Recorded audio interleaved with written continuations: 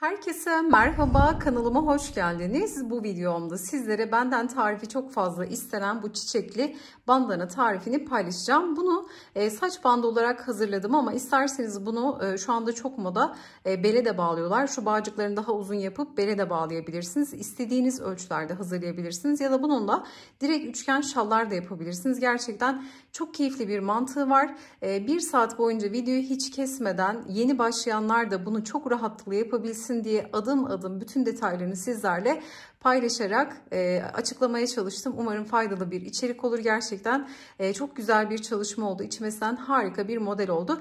Örgü bilenler şu görselden bile çok rahatlıkla modeli çıkartabilirler ama bilmeyenler için dediğim gibi bütün detayları vererek böyle hiç kesmeden adım adım sizlerle tarifi paylaşmaya çalıştım. Umarım faydalı bir içerik olur. Bakın şöyle küçük örnekte sizlere modeli tarif ettim. Böyle rengarenk hazırlayabilirsiniz. Harika bir çalışma oluyor. Tabi bu elimdeki küçük örnek, birlikte öreceğiz. Bunu hazırlayacağız. Bu henüz ütülenmedi. Böyle küçük örneği de bu şekilde bıraktım. Ama büyük örneği hazırladım. Sayılarını santim olarak, ölçülerini sizlerle detaylı olarak paylaştım. Hemen şöyle modeli yakından göstermek istiyorum. Bakar mısınız? Döküm döküm çok güzel oldu. Videoda hangi ipi kullandığımı, bütün detayları sizlerle detaylı olarak paylaştım. Mutlaka videoyu sardırmadan seyretmenizi tavsiye ederim. Bakın arka kısmı da bu şekilde görünüyor. Sizler ölçüsünü değiştirebilirsiniz. Bağcık ölçülerini değiştirebilirsiniz. Bütün detayları sizlerle videoda paylaşıyorum. Umarım faydalı bir içerik olur. Detaylı tarifimize geçmeden önce sizlerden küçük de bir ricada bulunmak istiyorum. Kanalımıza ücretsiz abone olabilir, videoyu beğenir ve yorumlarınızı eksik etmezseniz gerçekten çok mutlu olurum. Tarifimize geçelim. Örgüm için kullanmış olduğum ipimi Aksa Örgü Butik'ten satın aldım. İletişim bilgilerini sizin için videonun açıklama kısmına ekliyor olacağım. Bu çalışmada böyle 50 gramlık koton bir iplik kullanacağım. İçeriği %60 koton bir ip, bir yumak yeterli oluyor. Hatta çok büyük çalışmazsanız, böyle örneğin çocuk için çalışıyorsanız bir yumaktan 2 tane dahi çıkabilir. Bunu da başlangıçta belirtmekte fayda var. Bu çalışma için aşırı kalın koton ipler tavsiye etmiyorum. Model çok iri iri kaba düşüyor. İnce koton iplerle çalışmanızı tavsiye ederim. Özellikle çalıştığım ipi tavsiye ederim. Gerçekten çok yakıştı. Elinizde ince koton ipler varsa onlarla çalışmanızı dediğim gibi tavsiye ederim ama kalın iplerle model daha iri iri düşecek. Bu arada aynı ipi aynı tığ numarayı kullansak dahi bazen verdiğim ölçüler sizin de ölçünüzden belki biraz az, belki biraz fazla olabilir. Bu da örme sıkılığımız ve gevşekliğimizden kaynaklı olarak değişecektir. Kullandığınız ipe göre de gramaj da değişecektir. Bunu da belirtmekte fayda var. Şimdi şöyle ipimizi kenara alalım ve modelimize başlayalım. Öncelikle şöyle modeli göstermek istiyorum. Bakın, her bir çiçek 4 tane yapraktan oluşuyor. İnanılmaz kolay bir mantığı var. 4 yapraktan oluşan çiçeklerimiz ve aralarda fileler var. Hiç ip kopartmadan örüyoruz. Başlangıç zeminini kurduktan sonra öyle güzel bir standarda oturuyor ki model sürekli kendini tekrar ederek büyüyor. Burada önemli olan mantığını kavramak. Olabildiğince yavaş bir şekilde anlaşılır anlatmaya çalışacağım. Umarım faydalı olur. Şimdi bu iple çalışırken tığ numaram 2.75 milim. Sizler kullanacağınız ipin inceliğine, kalınlığına göre, örmenizin sıkılığına, gevşekliğine göre kendi tığ numaranızı belirleyebilirsiniz. Şimdi işçilik olarak zincirle başlangıç yapıyoruz. İlk zincirimizi burada kilit yaptıktan sonra 1, 2, 3, 4, 5 zinciri çekiyoruz. Kilit zincirinden sonra ördüğüm zincirin içerisine batıyorum. Şöyle tutup içerisinden ilmek çıkardım ve bekleyen ilmekten kaydırarak burada minik bir halka oluşturdum. Şimdi kısa ipi de şöyle gizleyerek öreceğiz. Bu aşamada şimdi 1, 2, 3 zincirle yukarı çıkıyorum. Tığıma doladım. Halkamın içerisine geliyorum.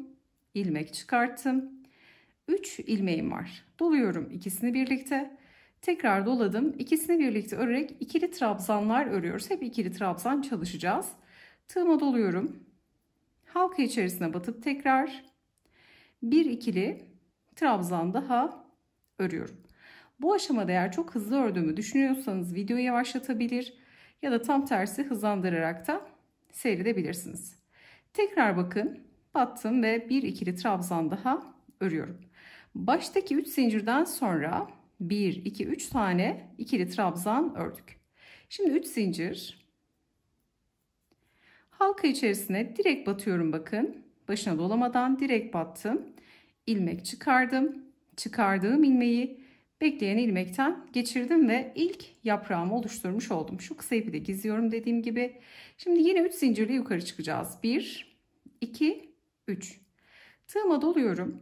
Hemen halkamın içerisine yaprağımı oluşturuyorum. 3 tane ikili trabzan örüyorum halkamın içerisine. 1, 2, 3. 3 trabzanı ördüm. 1, 2, 3 zincir. 3 zincirden sonra halkama direkt batıyorum. İlmek çıkardım. Bekleyen ilmekten geçirdim. Şimdi 3 zincirle tekrar yukarı çıkıyorum. 2, 3. Tığıma doluyorum.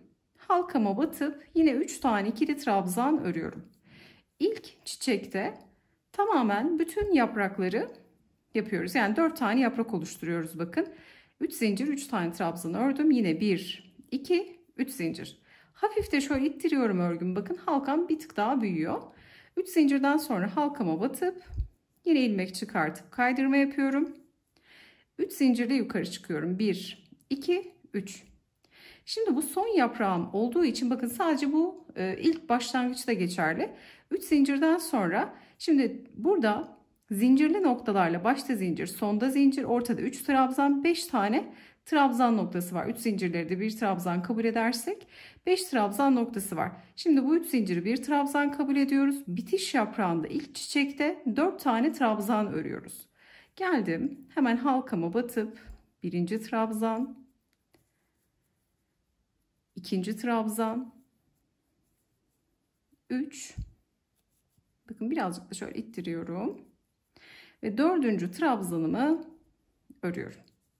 Çünkü tepede bu uçta kalmam lazım. Bakın ilk çiçeğimi bu şekilde tamamladım. Yavaş anlatıyorum dediğim gibi anlaşılsın diye. Çünkü birazcık böyle ip kopartmadan ördüğümüz için karmaşık gelebilir. O yüzden adım adım yavaş yavaş ilerlemekte fayda var. Şimdi bakın ilk çiçeğimizi oluşturduk. Bunu tamamladık. Şimdi buradan çıkacağız. Yaprağın birini yapıp bağlantı kurup fileler oluşturup ikinci çiçeğe geçeceğiz. Bir çiçekle başladık. Sayımız 2'ye çıkacak, 3'e çıkacak. Her sırada bir bir artacak. Ama modeller yarım yarım sıra sonuna gelecek. Sonra sıra dönüşünden sonra bu tarafa geldiğimizde çiçekler tamamlanmış olacak. Fakat şu kenarda çiçekler yarım kalacak. Sağdan çiçekleri tamamlayarak geleceğiz. Soldaki son çiçeklerin bir yaprağı her zaman eksik kalacak. Şimdi uygulamalı yaptığımız zaman bunları söylüyorum ki mantığı daha rahat anlaşılsın. Şimdi 4 yaprağımı oluşturdum. Sonda 4 trabzanı ördüm. Şimdi 11 zincir çekeceğim. 1, 2, 3, 4, 5, 6, 7, 8, 9, 10, 11. 11 zincirimi çektikten sonra baştaki zincirden sayıyorum. 1, 2, 3, 4. 5. zincire batıyorum. 5. zincire de batarken bakın şöyle arkasındaki kesik çizginin ortasından geçiriyorum ki ayrılma olmasın. 5. zincire battım. Buradan ilmek çıkarttım. Bekleyen ilmekten kaydırdım ve bir halka oluşturdum. Şimdi ben burada örgümü şöyle ipin üstünden atlatıyorum. Bakın kafanız karışmasın. Örgüyü burada bırakacağız. Şu halkayı tutuyorum. Bakın ilmeği bu tarafa geçirdim ki kıvrık olmasın diye bakın bu işlemi yapıyorum. Elinize aldığınız zaman sizler de daha rahat göreceksiniz. Çünkü kıvrılıyor eğer bu şekilde yapmazsak. Birkaç yöntem denedim ama en güzeli bu oldu. Şimdi burada minik bir halka oluşturdum. Şimdi 3 zincirle yukarı çıkıyorum. Şimdi bu halkaya bir tane yaprak yapacağız.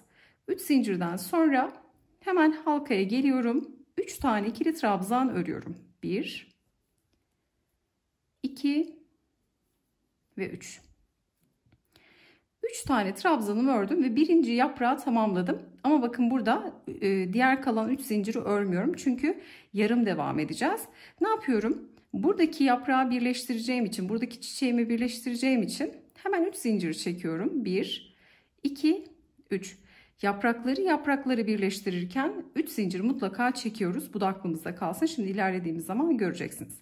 3 zincirden sonra ilmeği esnetiyorum ve bakın buradaki bağlantı olan yaprağı değil, şöyle göstereceğim.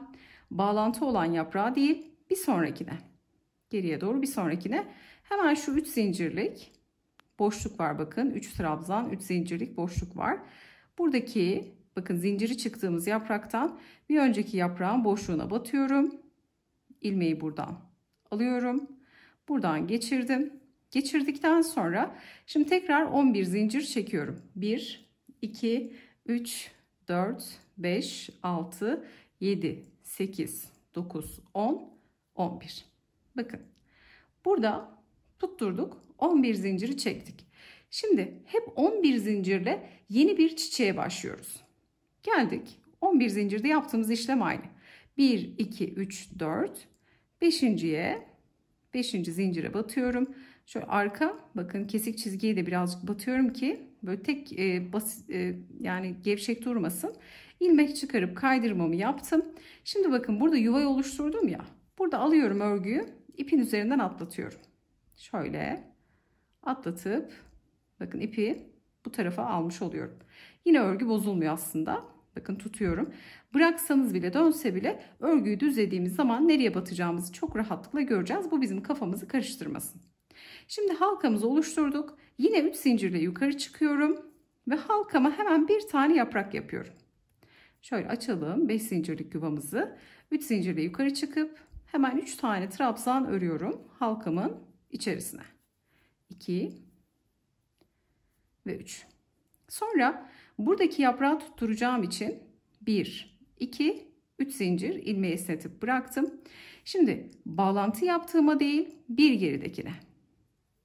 Ne yapıyorum? Bir gerisindeki yaprağın üçlü trabzan ve 3 zincirlik boşluğuna battım. İlmeği buradan aldım. Geçirdim içinden. Şimdi bakın ilmeği buradan geçirdikten sonra 3 zincir. 1, 2, 3. Şimdi bu aşamada şöyle tutmak istiyorum özellikle. 3 zincirden sonra bakın 3 zinciri çıkardım. Son trabzanım var. Trabzanın ön kanadı. Bakın şöyle. Ön kanadı ve gövdesindeki çizgiye batıyorum. Bu iki noktaya batıp buradan ilmek çıkardım. Bekleyen ilmekten geçirdim ve bağlantıyı bu şekilde yapmış olduk. Şimdi halkama dönüp yaprağımı yapmaya devam edeceğim. Şimdi 3 zincirle aşağı iniyorum. 1, 2, 3. Bakın bu yaprakta ne vardı? 3 zincir, 3 trabzan, 3 zincirle dibine tutturuyorduk. 3 zincirimi çektim. Hemen halkama gelip dibine tutturdum. İlk yaprağı tamamladım. Şimdi 3 zincir tığıma doluyorum. Şimdi buradaki bakın halkanın içerisine buradaki gibi yapraklarımızı yapacağız. Aynı sistemle 3 zincir hemen halkama gelip 3 tane ikili trabzanımı örüyorum. 2, 3. Sonra 1, 2, 3 zincir. Özellikle durarak göstermek istiyorum ki biraz kafa karıştırabilecek bir örnek. 3 zincirden sonra halkama battım. İlmek çıkardım, kaydırdım. 1, 2, 3 zincir. Tekrar halkama geliyorum. Bakın 4 yaprağı da yapacağız. 3 trabzan. Şu an 3. yaprağı örüyorum. 1, 2, 3 zincir. Hafif şöyle ittiriyorum geriye doğru. Hemen kaydırmayı yaptım. 1, 2, 3 zincir. Şimdi burada bir püf nokta var. 3 zincirden sonra halkaya gelip 3 tane ikili trabzan örüyorum. Bakın 4 örmüyorum. Sebebi ne? Hemen söyleyeceğim. 3 trabzanı ördüm. Bakın sondaki burada 4 yaprağı tamamladık. 3 trabzandan sonra şu arada bakın zincirimiz vardı. 11 tane zincirimiz. 5.'ye batmıştık. Burada kalan zincirlerin hemen şöyle dibinden sayıyorum bakın. 1, 2, 3.'ye batıyorum. 3.'ye battım. İlmek çıkardım ve kaydırmamı yaptım. Bu dibine battığım 3 zincirlik boşluğu bana vermiş oldu bakın. Yapraklar, sayılar tamamlanmış, 5'e tamamlanmış oldu. Başta ve sonda 3 zinciri görüyorsunuz. Bağlantıyı bu şekilde yaptık. Şimdi arada fileler oluşturacağız. Geçişlerde, filelerde 6 zincir olacak. 1, 2, 3, 4, 5, 6. 6 zincirimi çektikten sonra hemen şuradaki bakın bir tane duran yaprak var buraya bağlantılı. 3 zincirle bağlantı sağladığımız. Ne yapıyorum? Hemen şu 3 zincirden bakın çıkan bu son trabzan var. Baştaki gibi. Son trabzanın bakın 3 zincirin çıktığı son trabzanın ön kanadı. Gövdesindeki çizgiye batıyorum. İlmek çıkardım. bekleyen ilmekten kaydırdım. Bakın ortadaki fileyi elde ettik. Buradaki çiçeği de tamamladık. Şimdi geldik son çiçeğe. Ne yapıyorum? 3 zincirle aşağı iniyorum. Halkama batıyorum. Burada çünkü bakın 3 zincir 3 trabzan yapmıştık. Bu zincirle beraber yaprağı 5'e tamamlamış oluyoruz. Hemen halkaya battım. Bakın yaprak için başta ve sonda 3 zincir, ortada 3 tane trabzan oluyor. Şimdi 3 zincirle yukarı çıkıyorum. Tığıma doladım. Halkama gelip hemen ikinci yaprağı yapıyorum. Bitişi yaparken bakın başlarken bir yaprakla başladık. Bitişi yaparken 2 yaprak yaparak 3 yaprakla bitireceğiz. Bu kenardaki ilk yaprak şu ilk çiçeğimiz hariç ikinci sıradan itibaren çiçeklerin yaprakları bir eksik olacak. Şimdi 3 trabzan ördüm. 1, 2, 3 zincir. Hemen geldim halkama batıp kaydırmamı yaptım. Yine 3 zincirle yukarı çıkıyorum. Ve hemen 3 tane ikili trabzan örüyorum. 1, 2, 3. Kalan diğer zincirli noktalarını örgümüzü bitirdiğimizde tamamlayacağız. Şöyle hemen bir bakalım bu aşamaya kadar. Takılan olmuşsa eğer ekran görüntüsü alıp durdurup nerede hata yaptığını görebilir bu aşamada. Bakın sayıları adım adım detaylı vermeye çalışıyorum. Şimdi bu şekilde ikinci sırayı tamamladık. Şimdi üçüncü çiçek sırasına geçebiliriz. 3 tane trabzan ördükten sonra ikinci çiçek sırasında yaptığım işlemin birebir aynısı. Şimdi 1, 2, 3, 4, 5, 6, 7, 8, 9, 10, 11. Her zaman bakın sonda 3 yaprak olacak ve 11 zincirle yeni sıraya geçmiş olacağız. 11 zinciri çektikten sonra baştaki 1, 2, 3, 4, 5. zincirimin içerisine batıyorum. İlmek çıkartıp kaydırmamı yapıyorum. Bakın örgü bu haldeyken örgüyü ipimin üzerinden şöyle atlatıyorum. Atlattıktan sonra bakın örgü dönüyor hafif. Rahat örmem için. Şimdi 3 zincir çekiyorum. 1, 2, 3. Şöyle bakın. Yeni halkamı oluşturdum. 3 zincirle yukarı çıktım. Örgü dediğim gibi dönse bile şimdi düzlediğimizde nereye sabitleyeceğimizi göstereceğim. 3 zincirden sonra halkama geliyorum. 5 zincirle oluşturduğum halkama öncelikle 3 tane ikili trabzan örüyorum. 3 zincir, 3 tane trabzanı ördük. Şimdi 3 zincir, 1, 2, 3. Başlangıçta yaprağı sabitlediğimiz için bakın hemen örgümü tuttum. Sizlere gösterdiğim gibi ne yapacağım? Bakın şöyle birazcık da yaklaştırmak istiyorum. Bağlantı yaptığım yapraktan bir önceki yaprağa bağlantı yapıyorum. Yani bağlantı yaptığımız yaprağa bağlamıyoruz. Buradaki ilk yaprağı hemen bağlantı olan yaprak bu. Hemen bir öndekine yani bir geridekine 3 zincirlik boşluğa batıyoruz. Artık hep bu kısımlar aynı ilerleyecek. Bitiş ve başlangıçlar hep aynı olacak. Hemen bu boşluğa battım. İlmeği aldım. Buradan geçirdim. Şimdi 11 zincir çekerek yeni bir yaprağa başlıyorum. Yani yeni bir çiçeğe. 1, 2, 3, 4, 5, 6, 7, 8, 9, 10, 11. 11 zincirimi çektim. Ve 1, 2, 3, 4, 5. zincirimin içerisine batıyorum. İlmek çıkardım. Kaydırmayı yaptıktan sonra örgümü şöyle ipin üzerinden atlatıyorum bakın. Atlatıp örgümü yine aynı şekli veriyorum. Atlattıktan sonra hemen 1, 2, 3 zincirle yukarı çıkıp hemen burada oluşturduğum 5 zincirlik halkanın içerisine ilk yaprağımı yapıyorum. 1, 2, 3 tane trabzanımı ördüm. Şimdi ne yapıyorduk? Hep bu aşamaya kadar bakın şöyle durup göstereceğim. Burası önemli. Çünkü örgünün mantığı böyle ilerliyor. İlk yaprağı yaptığımızda yaprağı birleştirirken 3 zincir çekiyoruz. Şimdi örgünün aralarında fileler var. Buradaki yaprağı bu fileye sabitleyeceğim için zincir çekmeden sabitleyeceğim. Yaprağı tuttururken 3 zincir, yaprağı fileye tuttururken zincir yok. Şimdi 3 tane trabzan ördüm. İlmeği hafif esnettim. Şimdi burada baktığımızda alta zincirimiz var. Şimdi şöyle saydığımızda baştaki noktadan 1, 2, 3, dördüncüye batıyorum. Dördüncü zincire battım. İlmeği buradan alıp tığıma geçirdim.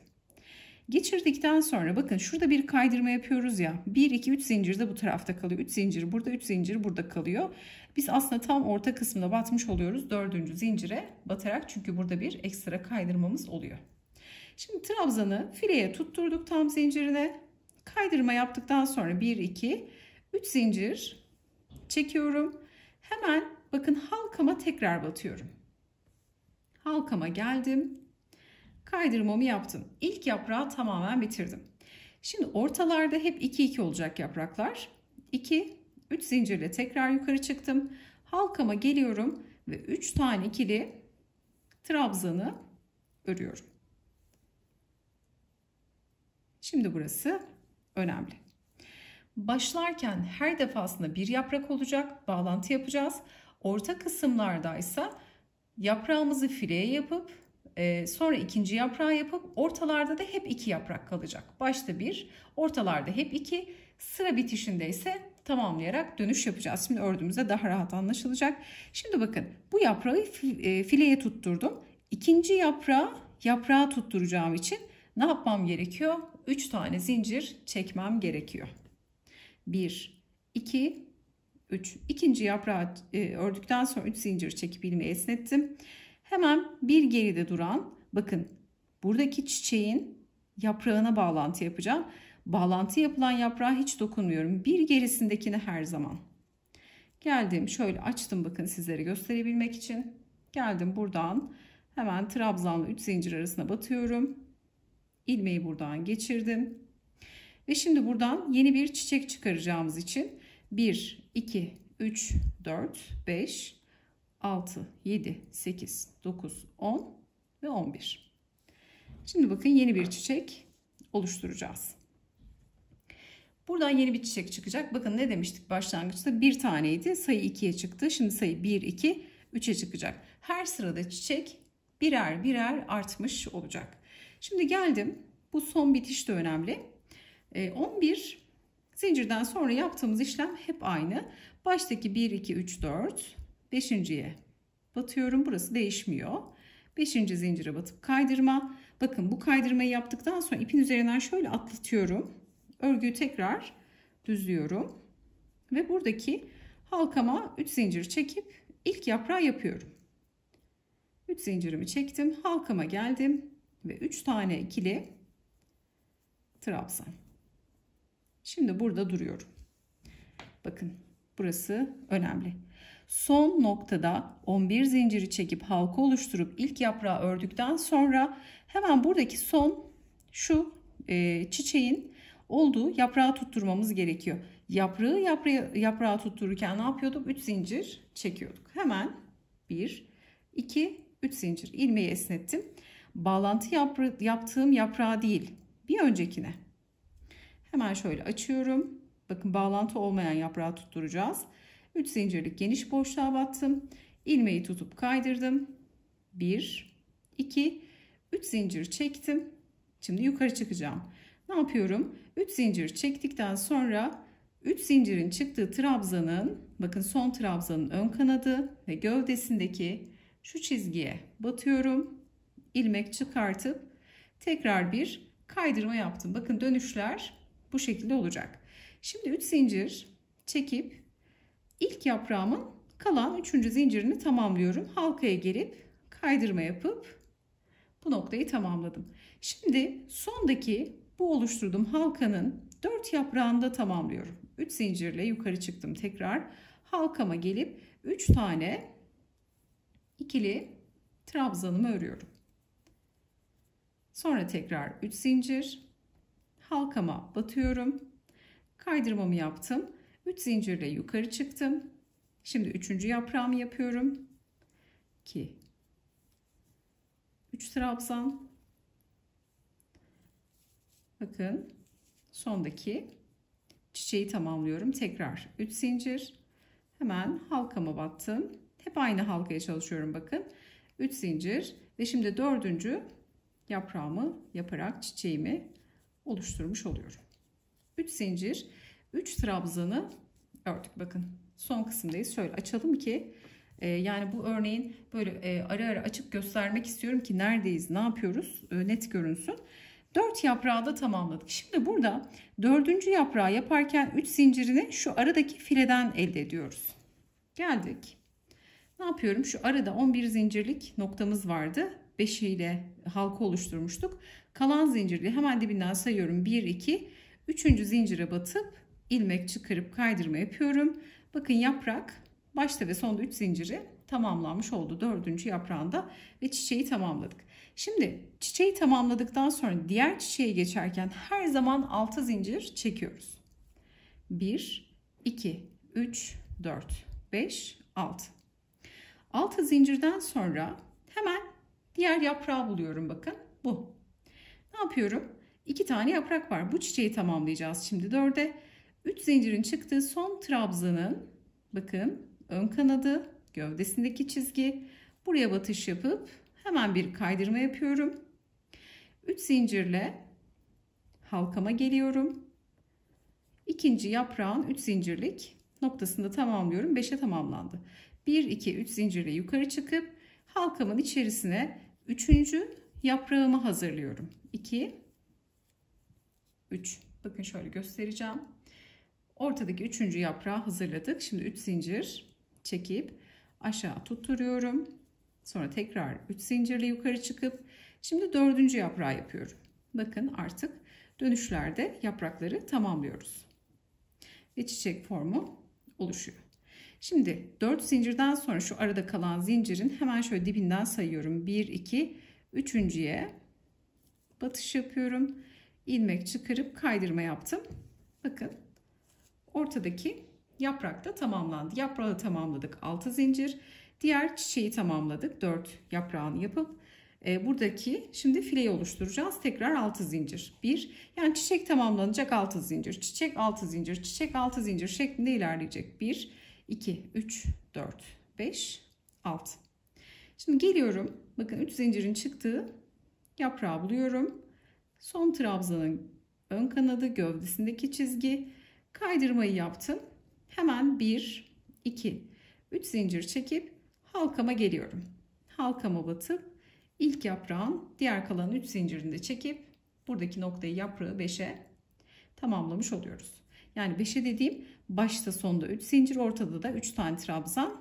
Zincirleri de trabzan kabul edersek 5 trabzan olmuş oluyor. 1, 2, 3 zincire yukarı çıkıyorum. Şimdi bakın şöyle gösterelim. 2 çiçeği tamamladık. Sondaki 3. çiçek. Alttaki gibi olacak. 3 yaprağı olacak bakın. Şimdi ikinciyi, 3.'yü yapacağız. 3.'den sonra 11 zincir çekip tekrar yukarı çıkacağız. İstiyorum ki aslında buraya kadar örgü bilenler çok rahatlıkla kavradı. Bundan sonra bakmadan dahi yapabilirler. Videoyu seyretmelerine gerek yok. Ama örgü bilmeyenler için adım adım sıra sıra gitmekte fayda var. Çünkü bir sıra daha anlattığımda örgü artık kendini tekrar ediyor. Başlarken tek yaprakla başlıyoruz. Bağlantılar zaten tarif etmiş olduğum gibi. Dönüşlerde de çiçekleri tamamlayıp 6 zincir, çiçek 6 zincir şeklinde filelerle aralarını doldurup bu şekilde ilerlemiş oluyoruz. Şimdi hemen sondaki ikinci yaprağımızı yapalım. 1, 2, 3 zincir. Bakın ikinci yaprağı tamamen tamamladım. Şimdi 3. yaprakta 3 zincir, 3 tane trabzanımı örüyorum ve duruyorum. Buradan sonra ilerlemiyorum. Bakın. Burada artık durdum. Ne yapacağım? 11 zincirle devam ediyorum. Artık yeni bir sıraya başlıyorum. Bakın başlangıçta söylediğim gibi önce başta bir yaprak, ortalarda 2 yaprak olacak. Dönüşte yaprakları çiçeği tamamlıyoruz. Çiçek yapıp 6 zincir, çiçek 6 zincir şeklinde köşede 3 yaprakla çiçeği yarım yapıyoruz. Çünkü buradan bitiş yaparken burada bitireceğiz. Yani örgümüzü üçgen şekilde bakın sağdan soldan büyütüyoruz. Şimdi başlarken artırıyoruz, bitirirken artırıyoruz. Ortada çiçeklerimizi örüyoruz. Bu şekilde üçgen formunda büyüttüğümüzde bitiş kısmımız burada olacak bakın. Buradaki çiçekleri en son bitirirken yapacağız. Yeni başlayanlar için bu aşamada da söylemekte fayda var. Şimdi 11 zincirle devam edelim. 1, 2, 3, 4, 5, 6, 7, 8, 9, 10, 11. 11 zincirimi çektim. 1, 2, 3, 4. 5. zincirimin içerisine batıp ilmekten bakın kaydırdım. Hemen örgümü ipin üzerinden atlatıyorum. 1, 2, 3 zincir. Bakın aynı başlangıç, hiç değişmiyor. 3 zincirden sonra halkama gelip 3 tane ikili trabzan örüyorum. 2 ve 3. Şimdi her zaman başlarken yaprağı yaprağa birleştirdiğim için 1, 2, 3 zincir çekip ilmeğimi esnetiyorum. Ne yapacağım? Bakın bunu buradaki yaprağa tutturacağım. Şöyle gösterelim. Bu zaten bağlantı çıkarttığımız nokta. Buna dokunmuyorum. Hemen bir geridekine yaprağın 3 zincirlik geniş boşluğuna batıp ilmeği buradan geçiriyorum. Şimdi yeni bir yaprak için 11 zincir. 1, 2, 3, 4, 5, 6, 7, 8, 9, 10 ve 11. Şimdi aynı işlem. 1, 2, 3, 4. 5. zincire battım. İlmek çıkarıp bekleyen ilmekten kaydırdım. Bakın hemen ipin üzerinden şöyle bir atlatıyorum. 1, 2, 3 zincir ve şimdi halkama gelip hemen ilk yaprağımı oluşturuyorum. 1, 2, 3 tane trabzan örüp duruyorum bakın. Şimdi burada örgüyü görmek önemli. Bundan sonra hep öyle ilerleyecek. Bakın baştaki yaprağı yaptıktan sonra bir sonraki fileye, bir sonraki yaprağa, bir sonraki fileye, bir sonraki yaprağa, bir sonraki fileye şeklinde ilerleyecek. Şimdi fileye tutturacağım zaman 3 trabzanda kalıyorum. 3 zincir çekmiyorum. Yaprağı birleştirirken 3 zincir çekiyorduk. Şimdi son trabzandan sonra ilmeği esnettim. Hemen şu arada 6 zincirimiz vardı. Baştaki 1, 2, 3, dördüncüsüne batıyorum. İlmeği buradan aldım. İçinden geçirdim. Ve şimdi 1, 2, 3 zincir çekip halkama dönüyorum. Kaydırmamı yaptım. İlk yaprağı tamamladım. Şimdi ikinci yaprağı yapacağım. Ortalar 2, 2 olacak yaprakları. Bu şekilde sıra sonuna kadar gideceğiz. 3 zincirden sonra hemen halkama 3 tane ikili trabzan örüyorum. 2 ve 3. Şimdi yaprağı yaprağa birleştireceğim için 3 zincir. 1, 2, 3. Ortalarda bakın, orta kısımlarda, örgünün ortalarında 2 yaprak bırakıyoruz. Şimdi 3 zinciri çektim. Bir gerideki yaprağı birleştireceğim. Bağlantı olan yaprağı değil, bir geridekine. Hemen şöyle elimle açıyorum. Trabzan ve zincirin arasındaki boşluğa battım. İlmeği buradan geçirdim. Bağlantıyı sağladım.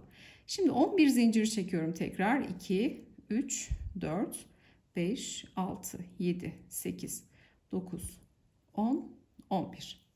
Ve tekrar halkamı oluşturuyorum. 1, 2, 3, 4, 5.'ye battım. Şöyle kaydırmamı yapıyorum. Kaydırmadan sonra bakın örgümü ipin üzerinden atlatıp şöyle çeviriyorum. Sonra 1, 2, 3 zincir. Buralar artık hep aynı. Hemen bir tane yaprağımı yapıyorum. 3 zincir, 3 tane trabzan ördüm halkaya. Fileyi birleştireceğim için ilmeği esnetiyorum bakın. Ne yapıyorum? Yaprağı birleştirdikten sonra file, fileden sonra yaprak. Hep böyle gelecek. Şimdi baştaki şu 6 zincir, arada 6 zincir var. 1, 2, 3. Dördüncüye batıyorum. Bakın burada da kaydırma olduğu için kaydırma ile beraber aslında 7'ye tamamlanmış oluyor. Biz tam ortasına batıyoruz yani. İlmeği buradan tutup geçiriyorum. 3 zincir çekip halkama geliyorum. Son ördüğüm halkaya kaydırmamı yaptım. Hemen buradaki halkanın ikinci yaprağını yapıyorum. 3 zincirle yukarı çıktım. Hemen 3 tane ikili trabzan. 2, 3. Şimdi yaprağı birleştireceğim için 3 zincir. 1, 2, 3. İlmeği esnettim. Bakın model umarım anlaşılır oluyordur. Şimdi buradaki yaprağın bağlantısı var. Bir geridekine. Hemen şöyle elimle açıyorum. 3 zincirlik boşluğa batıp ilmeği buradan geçirdim. Şimdi buradaki son artışı yapacağız. Yeni çiçek için yer oluşturuyorum. 1, 2, 3, 4, 5, 6, 7, 8, 9, 10, 11. Bağlantı kurduktan sonra 11 zincirle yeni çiçeğimizi oluşturacağız. Bakın ortalar 2 yaprak, baştaki 1 yaprak. Görüyorsunuz. Mantık hep bu. Başlarken 1 yaprak olacak. Burada sıra sonuna giderken sağa doğru 2 yaprak olacak. Dönüşte de sola doğru giderken yaprakları tamamlayıp 3 yaprakla bitireceğiz. Şimdi 11 zincirden sonra Tarif ettiğim gibi aynı işlem 1, 2, 3, 4, 5. zincirin içerisine battım. Kaydırmamı yapıyorum. Bakın kaydırmayı yaptıktan sonra ipin üzerinden şöyle atlatıyorum ki burada ip kıvrılmasın. Çünkü bir potluk oluyor. O hiç hoşuma gitmedi. O yüzden böyle atlatarak yapıyorum. Örgü de gayet düzgün duruyor bakın. Şimdi 3 zincir hemen oluşturduğum yuvaya artık biliyoruz 11 zincirden sonra halkamızı oluşturup yaprakları yapmayı biliyoruz. 3 zincir, 3 tane trabzan. Şimdi burada yaprağı birleştireceğim için 1, 2, 3 zincir. Burada bakın yaprağı birleştirdik. Burada 3 zincir çektik. 11 zincirden sonra yine bir yaprak yaptık. 3 zincir çekiyoruz. Çünkü buradaki yaprağı birleştireceğiz. Bu arada file yok. Şimdi bağlantı yaptığım yaprağın bir gerisindeki yaprağın hemen şöyle 3 zincirlik boşluğunu buluyorum. İlmeği buradan geçiriyorum. Ve 1, 2, 3 zincir çekip 3 zincirin çıktığı trabzanın gövdesine ve çizgi ön kanadına batıp buradan bir kaydırma. Bakın aşağıda gösterdiğim sıralardaki gibi 3 zincirle hemen halkama gelip son halkama kaydırmayı yaptım. İlk yaprağı tamamladım. Şimdi 3 zincirle yukarı çıkıp ikinci yaprağa başlıyorum. 1, 2, 3. Şimdi şöyle birazcık bakın geniş ekran gösterelim. 3 tane ikili trabzanı ördükten sonra şöyle ipimi biraz çekeceğim. Tekrar 3 zincir halkama gelip kaydırma. 1, 2, 3 zincir halkama gelip burada bakın böyle 3 tane trabzanla birebir aynı işlemleri yapıyoruz. Şimdi burada durup bakın örneği size göstereceğim. Çünkü bundan sonra hep aynı ilerliyor. Şöyle birazcık ipimi çıkartacağım. Bakın 4'e tamamlayacağız yaprağı. 6 zincir çekip bu yaprakları da 4'e tamamlayıp çiçeğimizi tamamlayacağız.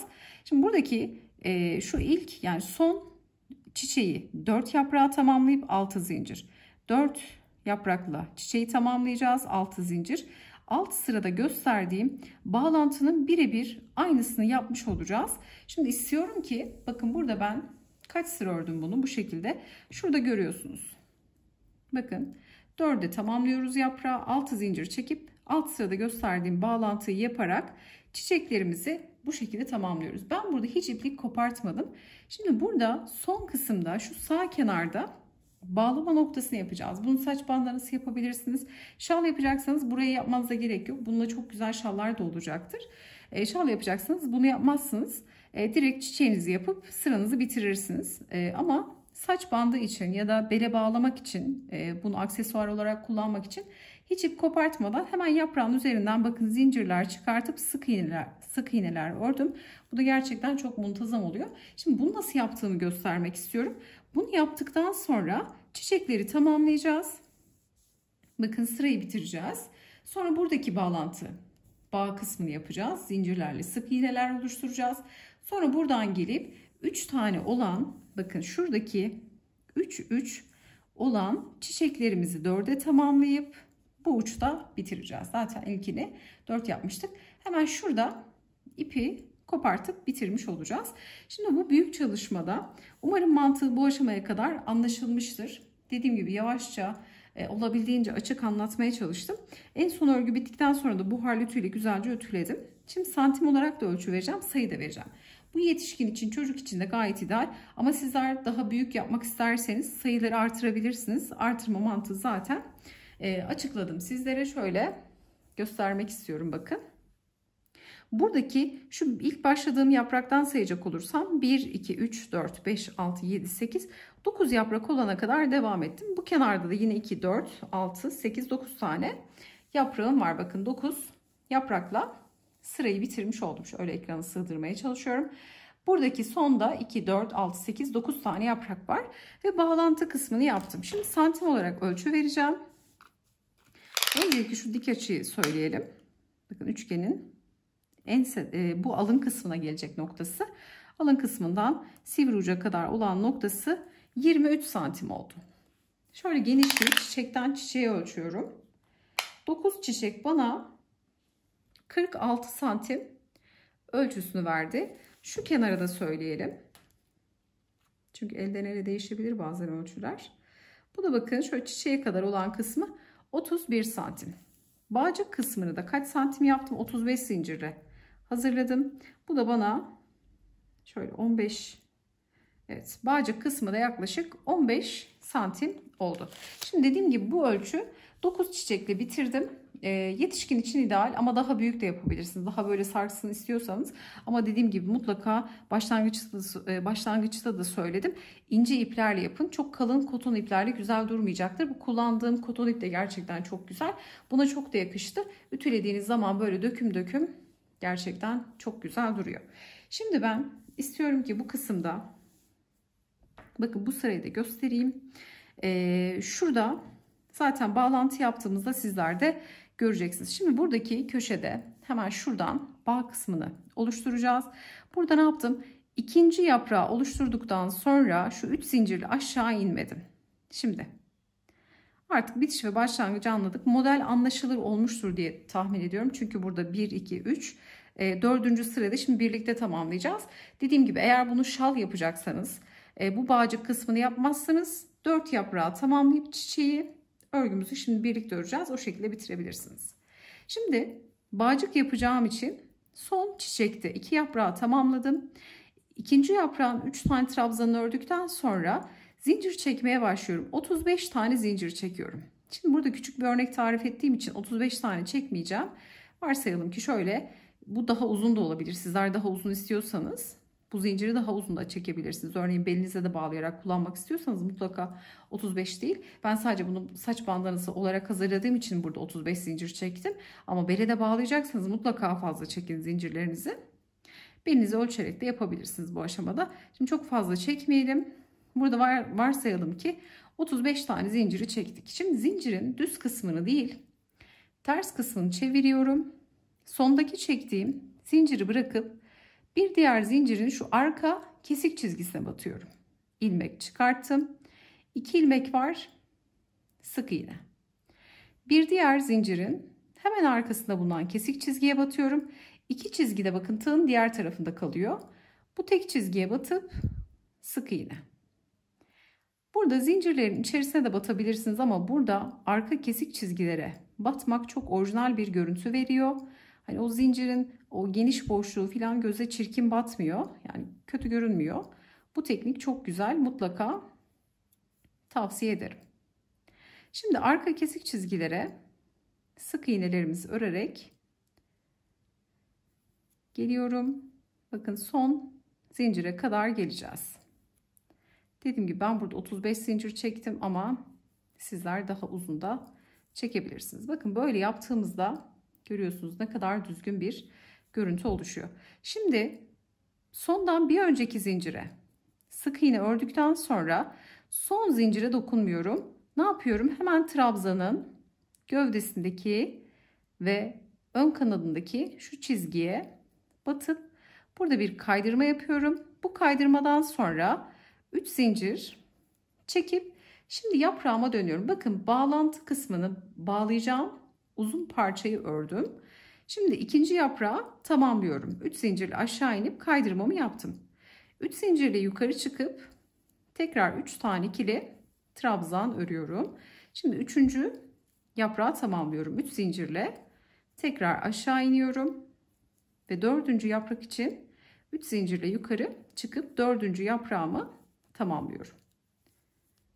Ve şimdi burada bakın alt sıralarda tarif etmiş olduğum gibi 3 trabzandan sonra şu arada zincirli kısım var bakın. Bunun hemen şöyle 1 2 üçüncüsüne batıp ilmek çıkarıp kaydırma yapıyorum ve sondaki 3 zincirlik boşluğumu elde etmiş oluyorum. Şimdi ne demiştik? Çiçek 6 zincir, çiçek 6 zincir şeklinde ilerliyorduk. Çiçeği tamamladık 4 yaprağı. Şimdi 1 2 3 4 5 6 zincirimi çekiyorum. Sonra geliyorum 2 tane yapraklık çiçek noktama. Şu arada 3 zincir var. Ne yapıyordum? 3 zincirin çıktığı trabzanın ön kanadı gövdesindeki çizgiye batıyorum. Kaydırmamı yapıyorum. Yani şu alt sıralarda yaptığım işlemin birebir aynısını yapıyorum. Bakın hiç farklı bir işlem yok. Şimdi bu trabzanın tepesine tutturduktan sonra 3 zincirle aşağı inip halkama batıp kaydırma, 3 zincirle yukarı çıkıyorum. Şimdi 2 tane olan yaprağımı burada 4'e tamamlıyorum. Artık yaprakları nasıl yaptığımızı biliyoruz. 3 zincirle tekrar aşağı inip kaydırma, 3 zincir, hemen 3 tane ikili trabzanımı örüyorum. 3 tane trabzanı ördükten sonra hemen şöyle dibinden 1 2 3. zincire batıp kaydırma. Bakın 4'e tamamladım çiçeğimi. 4'e tamamladıktan sonra aradaki 6 zinciri çekiyoruz. Hemen 1 2 3 4 5 6 ve geliyorum 2 yapraklık noktaya, 3 zincirin çıktığı son trabzanın ön kanadı gövdesindeki çizgiye batıp tekrar bir kaydırma, 3 zincir, halkama gelip tekrar bir kaydırma. Şimdi yine buradaki 2 olan yaprağı hızlı bir şekilde 4'e tamamlıyorum. Kesmek istemedim ki tamamen anlaşılsın, bakın model tamamen ortaya çıksın. Bundan sonra hep aynı işlemleri yaparak burada zemini kurduk. Şu başlangıç önemliydi. Bundan sonra model bakın böyle gideceğiz, geleceğiz. Önce yarım çiçekler, sonra tamamlayarak sırayı bitirmiş olacağız. Umarım anlaşılır olmuştur. Şimdi 4. yaprağımı yapıyorum ve son yaprağa kadar geleceğiz. Şimdi sonda bitişi göstereceğim. 1 2 şöyle 3. noktaya batıp tekrar 3 zincir, özür dilerim 6 zincir, 3 4 5 6 zincir, çiçeği tamamladıktan sonra 6 zincir çekip hemen 3 zincirin çıktığı ilk trabzanın olduğu noktadan kaydırma. Şimdi bakın sondaki bir yapraklık noktaya geldik, halkaya geldik. Şimdi burada 3 yaprağı tamamlayacağız. Şimdi birinci yaprağı tamamladık. İkinci yaprağa geçtim. Bağlantı kısmını göstereceğim. Örneğin şal yapıyorsunuz. 4'e tamamlarsınız. Sonra aşağı inip buradaki kapatmaları gösterdiğim gibi yapıp şalınızı bitirebilirsiniz. Şimdi 3 tane trabzan ördükten sonra tekrar 3 zincir aşağı iniyorum. Şimdi 3. yaprakta burada bağ kısmını yapacağım. Bağlama kısmını yapacağım. Bakın. Şu baştaki yaptığım bağı burada da yapacağım. Hiç ip kopartmadığımız için buradan ekstradan bağlantıya gerek yok. 1 2 3'e tamamladık sondaki yaprağı. Şimdi bağ kısmını yapacağım. Bunun için ne yaptım? Ben 35 tane zincir çektim. Şimdi sizler de 35 zincirinizi ya da daha fazla zincirinizi çekebilirsiniz. Hemen zincirin ters kısmını çevirdim. Sondaki zinciri bırakıp bir diğer zincirin arka kesik çizgilerine batarak hemen burada bu tek çizgilere batıp sık iğnelerimi ördüm. Şimdi birazcık hızlı geçiyorum artık buraları. Son zincir hariç, bakın son trabzandan sonraki zincire dokunmuyorum. Direkt trabzanın gövdesine, ön çizgiye, ön kanadına batıp kaydırma yapıyorum. 3 zincirle aşağı inip 3. yaprağı tamamlıyorum. Bakın bağlantı kısmını bu kenarda da böyle yaptık. 3 zincir. Şimdi yaprağı 4'e tamamlayacağım. 1 2 3 tane trabzan. Buraları artık biraz hızlı geçiyorum ki artık biliyoruz. 3 zincir, 3 tane trabzanı ördüm. Şimdi bakın neredeyim. Burası önemli. Şurada bir duralım. Şöyle açıp göstermek istiyorum. Bakın kenarlarda bağlama kısımlarını yaptık. Yaprağı 4'e tamamladık. Şimdi buradan tutturarak şuradaki zincirli kısımlara 3 zincirle geçip şu halkaların içindeki eksik olan 4. yapraklarını tamamlayarak sırayı bitirmiş olacağız. Şimdi aşağı doğru inip bitişi yapıyoruz. Şimdi şöyle örgümüzü çevirelim. Bakın buradaki 4 yaprağı tamamladık. 3 zincir, 3 trabzandan sonra hemen şu dipteki zincirden sayıyorum. 1 2 3. zincire batıp kaydırmamı yapıyorum. 1 2 3 zincir. Hemen bakın 3 zincirin çıktığı, yani şurada kalan 3 zincirin olan son trabzanı yine aynı şekilde batıp, trabzanlar hep aynı şekilde batıyoruz. 3 zincirle hemen halkaya geliyorum. İniyorum, önce zinciri tutturuyorum. Sonra 3 zincir yukarı çıkıp hemen 4. trabzanımı oluşturuyorum. 1 2 3 trabzandan sonra hemen şu arada zincir var, bakın. Şöyle yaprağı açtığınız zaman da rahat göreceksiniz. 1 2 3. zincirine batıp kaydırma, tekrar 3 zincir, hemen 3 burada kalan 3 zincirin çıktığı trabzanın gövdesine ve ön kanadına batıp tekrar bir kaydırma, 1 2 3 zincir, hemen şöyle halkama geliyorum, 3 yaprak olan halkama kaydırmamı yapıp 3 zincirle yukarı çıkıyorum ve 4.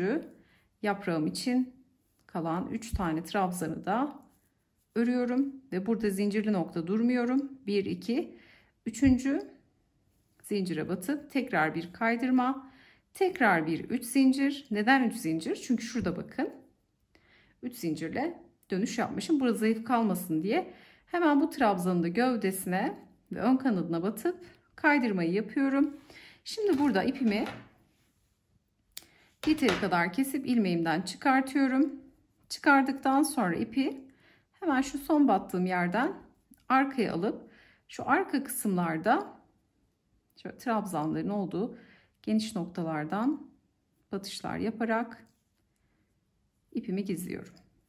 Arkada ipi gizleyip düğümleyip çalışmamızı bitirmiş oluyoruz. Bakın şöyle göstereceğim, birazcık da düzleyelim. Tabii küçük bir örnekte tarif ettim. Biraz da videoda uzun da oldu. Ama dediğim gibi anlaşılır olsun. Umarım açıklayıcı olmuştur. Bakın bu şekilde tarifimizi bitirmiş olduk. Bittikten sonra da buharlı ütüyle güzelce ütülüyorum. Gerçekten keyifli bir çalışma. Mantığını kavradıktan sonra elinizden hiç bırakmak istemeyeceksiniz. Yapacak olanlara kolaylıklar diliyorum. Videomuzu beğenmeyi, yorum bırakmayı, kanalımıza abone olmayı unutmayın. Bir sonraki videoda görüşünceye dek hoşça kalın.